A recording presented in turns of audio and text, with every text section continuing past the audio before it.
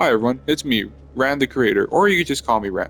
And if you don't know on this YouTube channel, I like Dead by Daylight to the point where I made a whole series of posting a video every day. And I've also live streamed like every 2 weeks or so. And I've put in 170 hours into the game. To give context, I started this in September. So yeah, I've been on that grind. Um, and with those 170 hours specifically on console, one thing I want to talk about, which I feel like is my first video, is how is Dead by Daylight? Like, as an overall game, how has it been doing lately? Since the moment I joined, it was 2 weeks before when the cross was added, and to now, where the cross was added, let's see, the Stranger Things DLC came out, a few things were delayed, Blood Moon 2v8, and a lot of controversy. Um, so yeah, a lot has happened since I've joined, and I overall want to go over this and see as a new player because as much as 170 hours sounds a lot, you gotta realize the DBD community has been here for a while. So 170 hours is like barely scratching the surface on how many hours other people have played. And so we're just gonna get on a round and just talk. Um, what should we start with first? First off, the community. When I first joined Dead by Daylight, I heard about it before. Like just little tiny sprinkles. I think the first introduction to it was Classic Mandy talking about, what does my killer say about you? Um, in which case I was like, oh, cool, that looks like a cool, fun game. Ha ha ha, very funny video, and that's it. Um, and it was one specific video that I had saw previously from an older channel. I forgot its name, but it was like the worst gaming community known to man, and it was just the thumbnail of the trapper. I was only like a few minutes in, and I stopped watching it because I didn't know what the game was about, and I was confused. And so, I had like somewhat of like a negative view on the fandom, but I didn't know much about it. And so I play the game, have some fun, and then I watch DBD videos to learn more. I get recommended more videos, and and then it spirals. Now we're talking about controversy videos and how this YouTuber and this content creator is like secretly a pedophile, and this one's a racist, and everyone hates each other, and everyone's trying to slit each other's throat. Survivor mains are just, mm. So yeah, community wise, oh my, this is the worst I've seen. This is just the worst I've seen. The closest thing that I've seen to this bad is Marvel Rivals. Marvel Rivals players are incredibly toxic, like to an unhealthy degree. It feels like every day I go into Marvel Rivals, it feels like I meet some guy with like the biggest ego, and it's the same thing with Dead by Daylight. Now, here's the perk about playing on PlayStation. There is no online chat, so thank God I don't have to like be killer, kill some survivors, and then get racial slurs or like death threats at me. So, thank you, behavior. You knew what you were doing. Good job. Please don't add online chat after. Endgame chat would be the worst thing known to man. Oh my. Yeah, the community is in flames, incredibly amounts of flames. But one thing that I do see consistently is that everyone just kind of agrees behavior doesn't know what they're really doing. When I first played Dead by Daylight, I thought behavior was a small community, like a small indie game development. I was so wrong. Just doing a little research, and you realize these guys have been here for a long time, like making games back in the DS era. So these guys have an idea of how to make a game, or at least the bones of a game.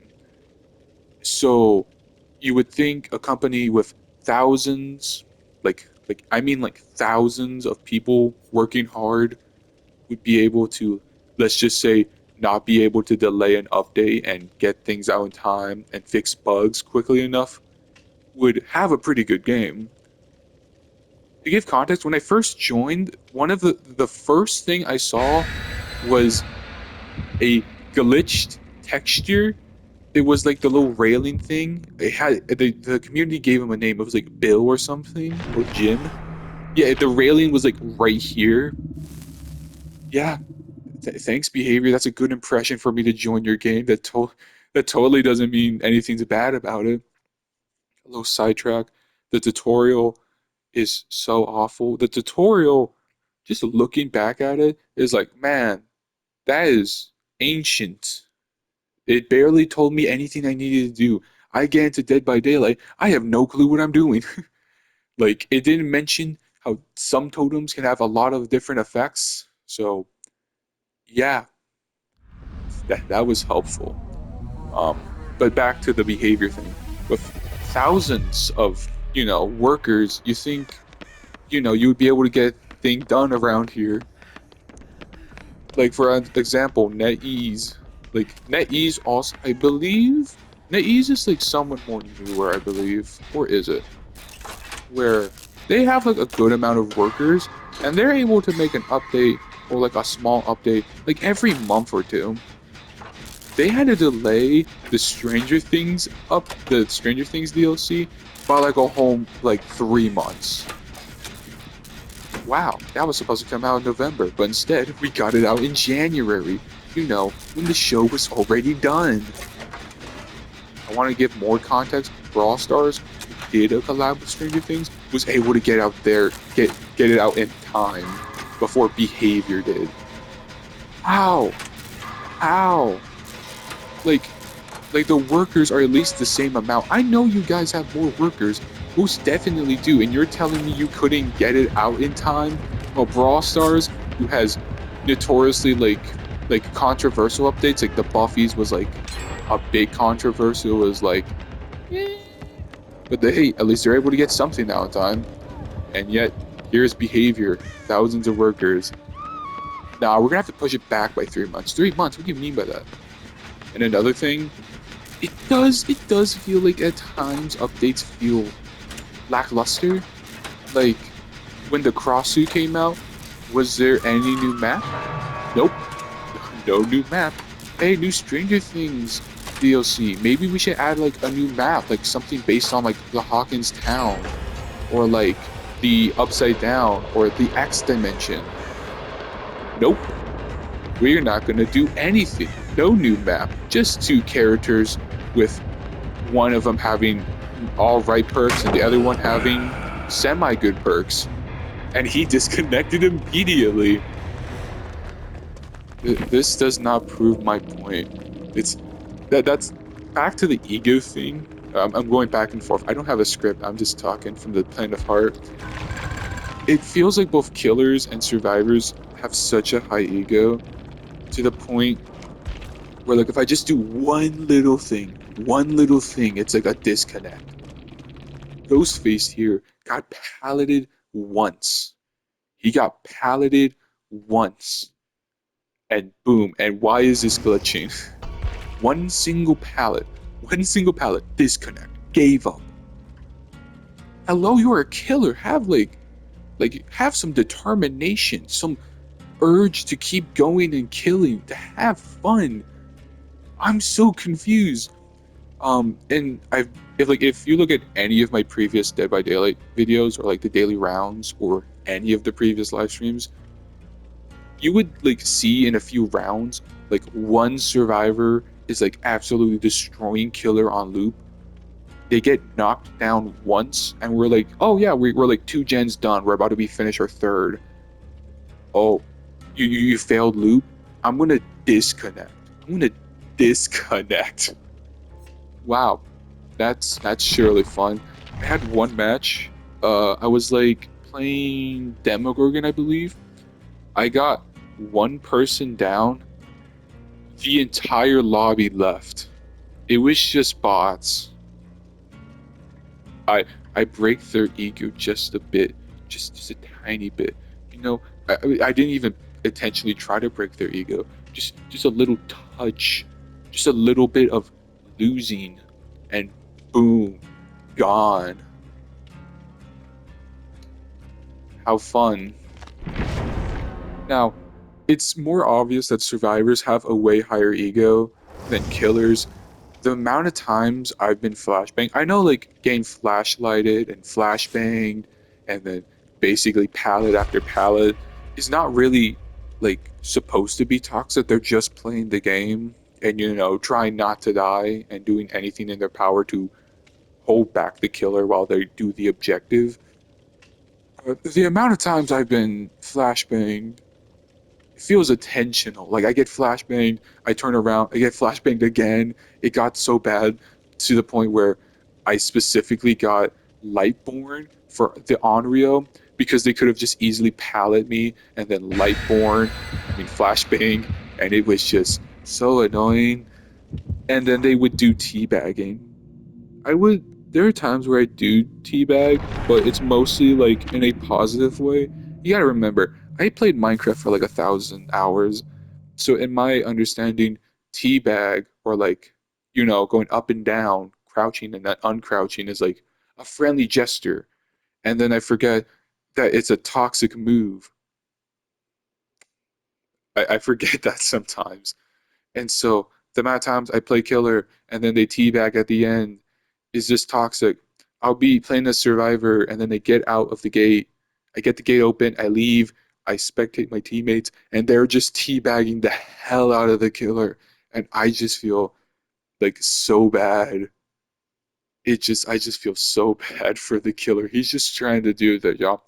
I want to make it clear. I'm not saying killers can't also be toxic. I usually don't get as many toxic killers, but when I do, it is a bit of annoyance. Like they'll just specifically chase one survivor, kill them, and then let the rest live. Um, it is quite sad. But yeah, overall, a huge ego problem. Um, um, it's getting really bad, like too bad. And that's another thing. Um, it's gone to the point where I think it got to the point where behavior, I feel like both it's behavior's fault and yet not their fault. It's like, because it's mostly survivor side. The game is most definitely survivor sided, I believe. Because Wesker, a killer who is very high skill, and you have to have, like, you need to know specific bits of the killer to, like, understand him and, like, the best tactics on how to get a survivor. It's like, oh my gosh, my point is proven. Killer disconnects earlier. Survivor gets hit down once, disconnects. This entire video is just proving my claims on how one little thing can just boom, break their ego. They're mad now. They're pissy. I'm gonna leave now. Like, have some faith in you, Have a bit of, I gotta believe in you.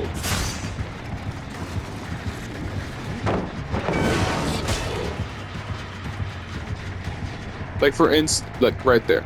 Like, I could have probably given up, but I didn't. I kept on going. I kept going strong. Like, for me, when I play killer, I believe I can keep on going. Nothing's stopping me. I'm gonna give it my all and kill that damn survivor. And same thing with survivor. I'm gonna keep on going until I draw my last breath. Nothing's gonna stop me. But most people don't have that, and they just don't have that mindset. They just get pissy when one little inconvenience happens to them, and it annoys me like so much. Like, oh, I got hit earlier, but did I disconnect like Claudette? No, I kept on going. Keep on going. Look at me go. Gotta believe. Oh well. See, I could have dropped the pallet earlier and that would have been better, but I didn't. And am I mad? No. I'm still playing the game because I'm having fun. But just other survivors or killers or an inconvenience. It's just like, Like, I want to bet most of these people are incredibly spoiled in real life. I want to bet you that. Never had an inconvenience in their life. I think that's one thing people forget about games, is that you're supposed to have fun. oh well, oh well, I died, or oh well, I got hooked. Time for the next game to have more fun. But people just don't see it like that. I'm so glad this game doesn't have a competitive mode because if it did, it would be pure hell. Um, it's just sad. Um, back to the killer thing. Um, yeah, it's the game is survivor sided, incredibly amount. Like Wesker, who was a high ceiling killer, like you had to like know every little bit and knickknack on how to play him. Hey, you know those little things that help you be a good killer? We're just gonna nerf them. We're gonna take away the option to do a cool slide on something. Now, isn't that fun and fair? No, it isn't. Hey, are we gonna like, you know? Oh, okay, he's over there. Are we gonna nerf Blight, who overall is an annoying killer and brings nothing fun but just pure annoyance? Are we gonna nerf him? No. Let's see. Yeah, barbecue and chili, or this other perk from basically Who Cares Killer. Yeah, nerf him. Vecna? Oh, yeah, he's like incredibly balanced. I see no problem with him. Yeah, nerf him by like a few. Like, why nerf him at all? Like, you're just gonna nerf him by like what, 1 second? Oh, you get like a quicker sound effect for the survivor. Why nerf him in the first place? He's perfectly balanced. You just gave him a tiny nerf. What's the point? And then for Survivor, Survivor? Yeah, let's buff every perk. I love this game totally. Oh, but where are you?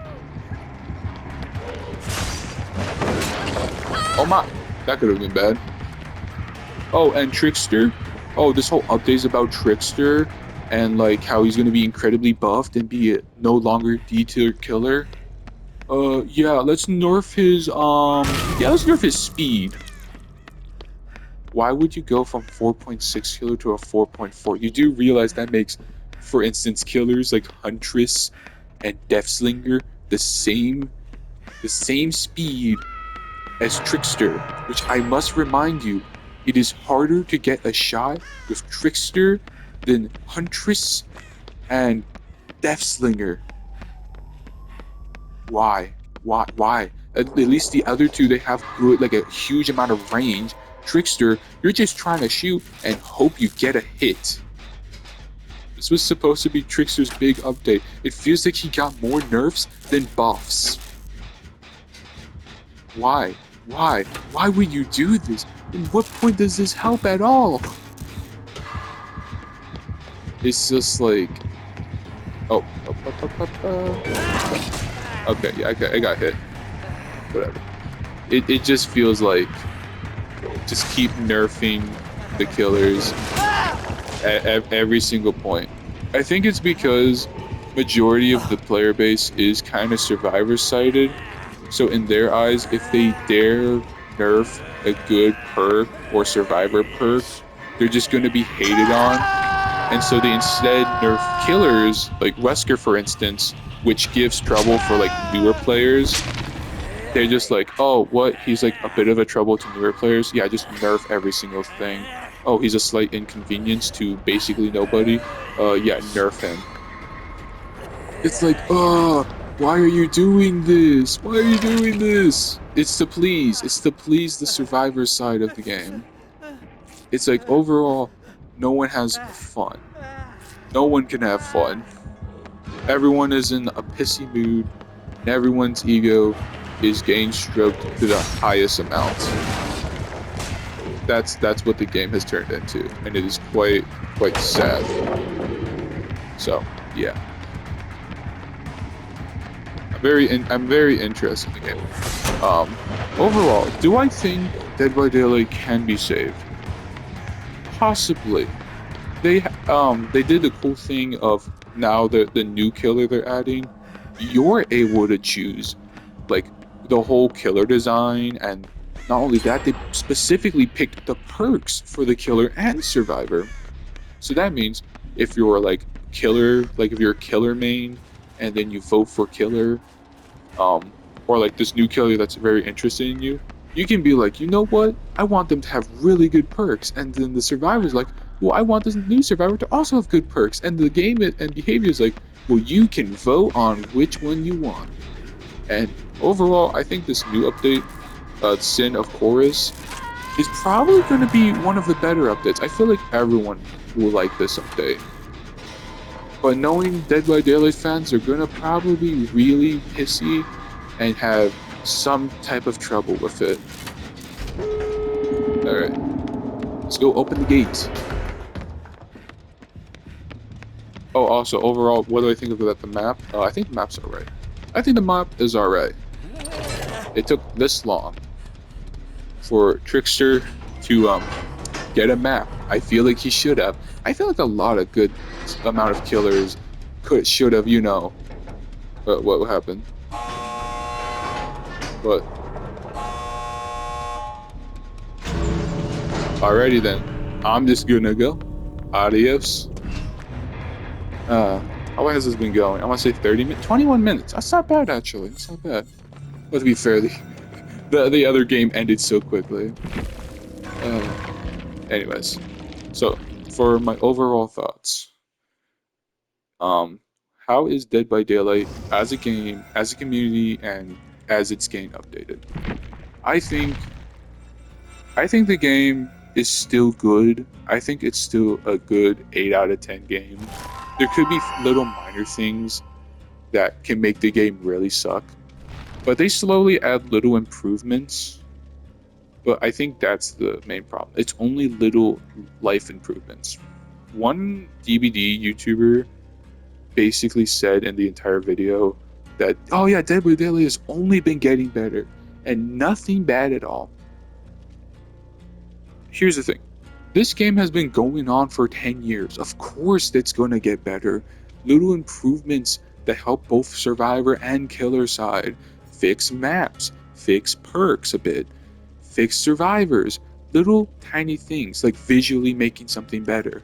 Like for instance, I'm a big fan of the new road here for your survivors because I know what level I need to be to get this. I'm a fan of the icons. I'm a fan of the new map, and it looks way better than most of the older maps. I'm a fan of new survivors. I like how they look. I like this guy's perks. But that's just kind of the thing. It's just little life improvements to just kind of make it more convenient. One game that I think that kind of perfected it was Brawl Stars, on how they will add a big game changer to like change the game by a lot, but then also at the same time have little life improvements in the middle of it all. And I think that's what behavior needs to do. Yeah, you can have little sprinkle updates to like improve the game a bit, but you have to like step up and add something big and new, because every update just feels like new killer, new survivor, all have busted perks, and then they're just gonna get nerfed. Mostly the killer's gonna get nerfed. I've said it before and I'm gonna say it again. Looking back at it, the Crossu was not a bad killer. She was not that overpowered. Like really thinking about how she worked, she was incredibly easy to like counter. Oh, she has a spit ability like the unknown, where you have to have like actual good aim to work it, so you have to be pretty good in the first place. She has a high dash. She has a third person perspective. Yes, majority of her abilities are just replastic or recycled abilities from other killers, but overall you have to play her pretty good to, you know, be good. And what did they do? They nerfed her. They nerfed her to the ground. I do not see any Crossu mains. It's that bad. And while she's getting nerfed, good old Blight over here is Blight. Where's that single gun? Yeah, Blight over here hasn't gotten a single nerf in like months. I don't think he's even got a nerf since like last year. Skull Merchant, I'm telling you, she's really having a hard time. Either people love it People hate. Majority of people just hate it. She got a rework. It didn't go well. Michael Myers, he got a rework where now he's a charge killer. Some people like it, some people hate it. Does it matter anymore? No. Let's just rework him and not talk about it again because now he's gone. So now forever, they won't update him. They can't update him. They can't change anything about him. Because guess what? They don't own him anymore. So yeah. Oh, what about other killers like the Plague or the Dredge, which overall have just kind of died down. No one plays these killers because they're no longer good. The only people who play these killers only play them because they're a fun gimmick. It's just like, the Ghoul, which is a pretty high-skilled killer. Like, I hate the Ghoul, but I can agree upon the idea, like, he is pretty high skill. Is high skill killer? Yeah, he's high skill. Yeah, nerf him. Wesker, high skill? Nerf him. He's too overpowered because he's high skill. Trickster, update all to him? Yeah, nerf him. What about this one girl's perks? Yeah, let's buff it. This one over here. I believe, what's her name? Yeah, Lee Yoonjin. Yeah, she got buffed. Like one of her perks got buffed. I believe it was fast. Yeah, it was fast track that got buffed. Oh, it's just so sad. I really wish Behavior would listen to their community. We're also not going to forget about what happened to River Silver. Even though I'm pretty sure the guy's a racist, you can't just ban the guy because he was an inconvenience to the community and was like a twerp. Can't do that, bro. He spent hundreds of dollars on this game. Yeah, it's sad. I've been ranting for an extra 5 minutes. That's my take. The game is good, but it's just not getting better. It's like basically dying. They pump it with oxygen every so often for people to come back, but then they just drop it. Yeah.